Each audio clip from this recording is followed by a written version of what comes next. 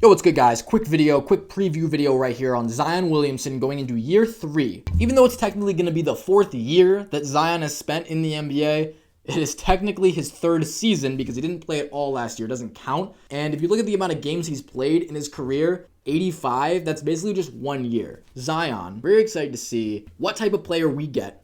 Are we going to get a continuation of the guy that averaged 27 points per game in his 2nd season and looked like an utterly dominant force?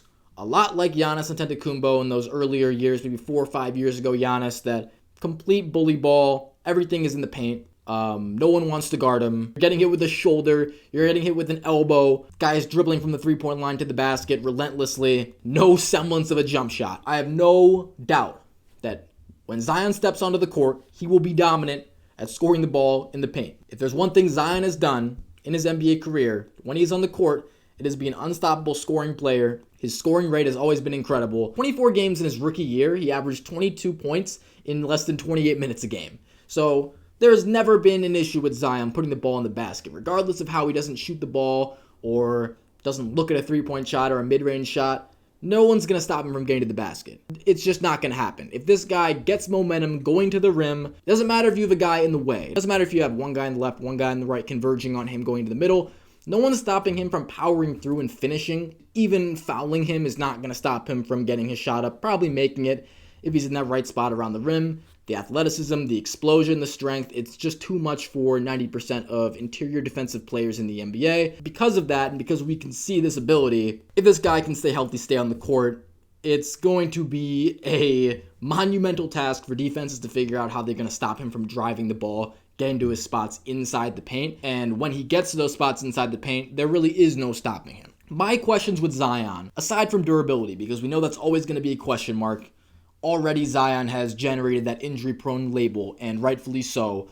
He's played, like I said, 85 games in 3 years, which is about 28 games per season so far, which is very much less than ideal, especially for your number 1 overall pick, face of the franchise that the Pelicans think he is. But fortunately, the Pelicans did an amazing job last year of righting the ship, turning around what looked to be a lost season without him into a year of establishing a promising young core built around Brandon Ingram with a great trade they made at the trade deadline for CJ McCollum, another offensive star type player, get his own shot and space the floor, 3-level scorer, surround these guys with some great young players that can guard, play both ends, and a team culture with Willie Green, who is a young head coach that looks like he has a great handle on the players and the system that he is running out there in New Orleans. It has been a little bit tricky for the Pelicans to establish Zion with this team because their job, he's usually not playing.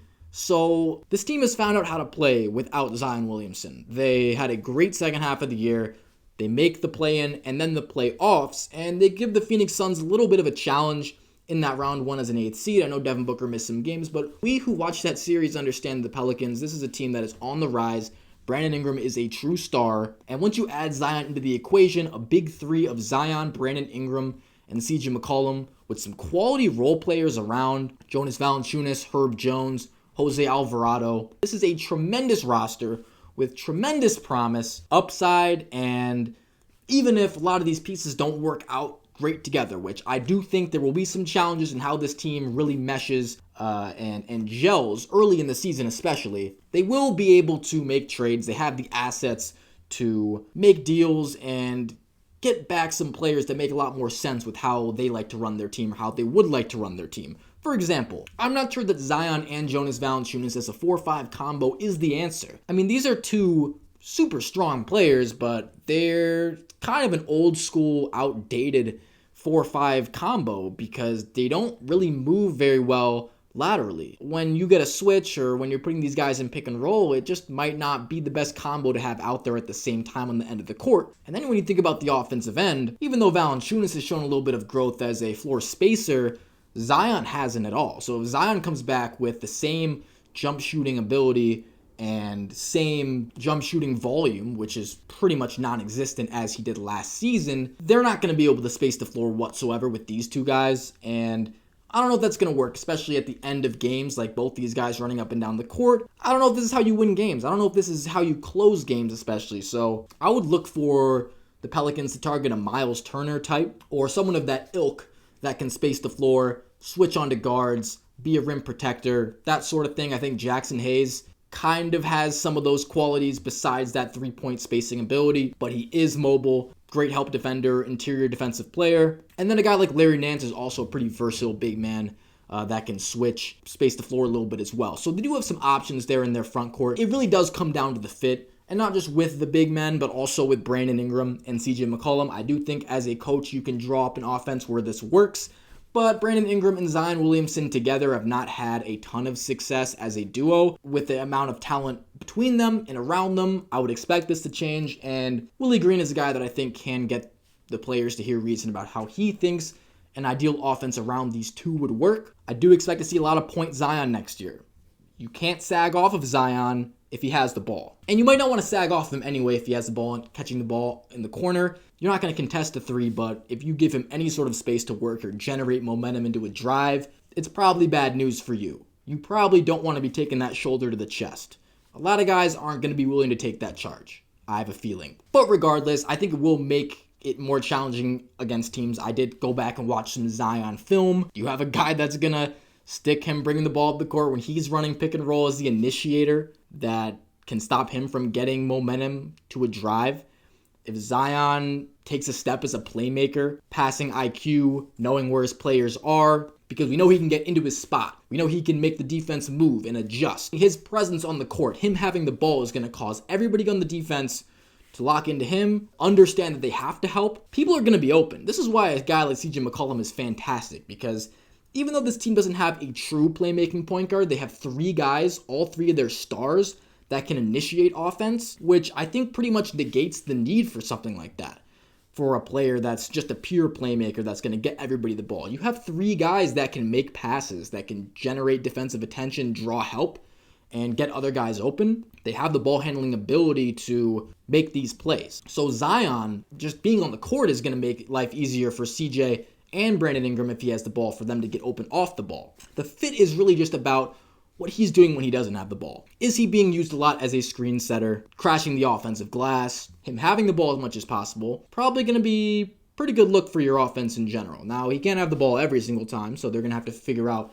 what's going to happen when he doesn't have the ball, what he's going to be doing when guys like Brandon Ingram and CJ are running plays. But I do think you can stagger these three guys, make sure that at least one of them, and probably two of them, are out there at all times. And man, once this team learns how to win some games, there will be a period of adjustment starting the year. If these guys start 5-5, maybe 10-10, I know there's some high expectations here, but they got to figure out how to play again with Zion. And adding in a guy of that level, it changes their entire offense. So there will be some growing pains. I do expect some losses in these first few weeks, but they should be able to figure it out at some point, and when they do, they will be extremely dangerous. There's a lot of fire here and depth.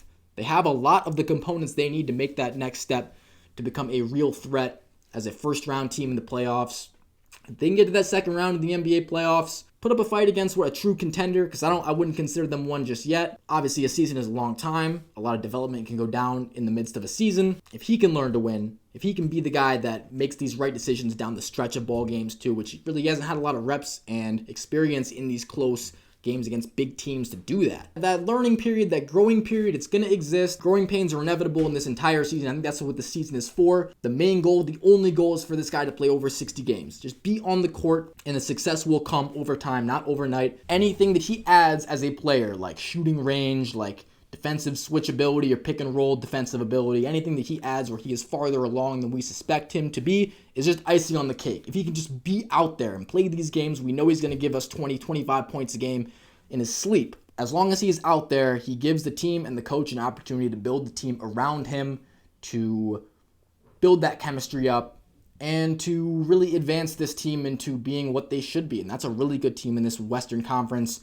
in a new NBA, a new league for this new season. It looks like we have a lot of really good teams coming this season, but full strength, when these guys figure out how to play with each other, no one's going to want to play this team.